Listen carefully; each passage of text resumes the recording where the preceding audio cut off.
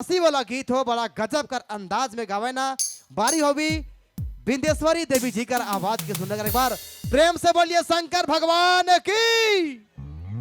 चलो देवों के देव महादेव का दरबार में संगे संगे बाबा साहब डॉक्टर भीमराव अंबेडकर जी का जयंती समारोह मनाती हमरे। चलो आपने कर बीच विंध्येश्वरी देवी जी का आवाज के सुनने कर बेरा होगी।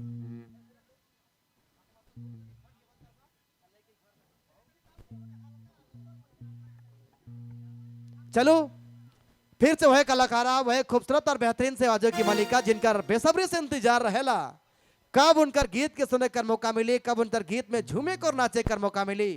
तेखन हुआ थे बारी उनकर एक खूबसूरत आवाज के सुने कर, उनकर एक खूबसूरत आवाज में झूमे कर नाचे कर। कहो ना हमेशा मोए गावा थी ना बजा थी, दोसर कर गावल गीते नाचा थी, झारखंड कर परंपरा और संस्कृति के भूला थी, देखो तो हमरे काने जा थी। लेकिन आज जैसा सोच है आपने मन कर बीच में झूमे कर नाचे कर, झारखंड कर परंपरा और संस्कृति वाला गीत के सुने कर।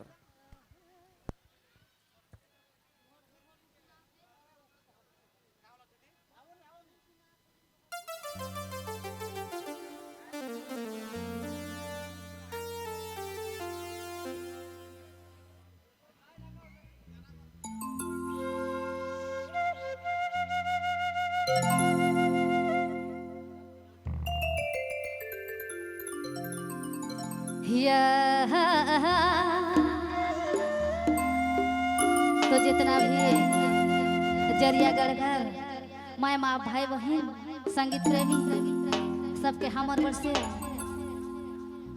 ई पावन धरती में आवो तहे दिल से सबके झारखंडी जो हायर करत ही।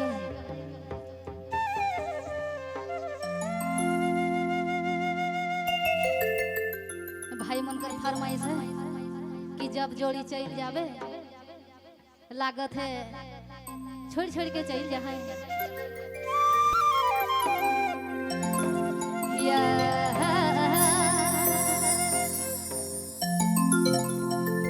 जब जोड़ी चली जावे बहुत बेस बहुत बेस। के खुशी बोला से जब संगे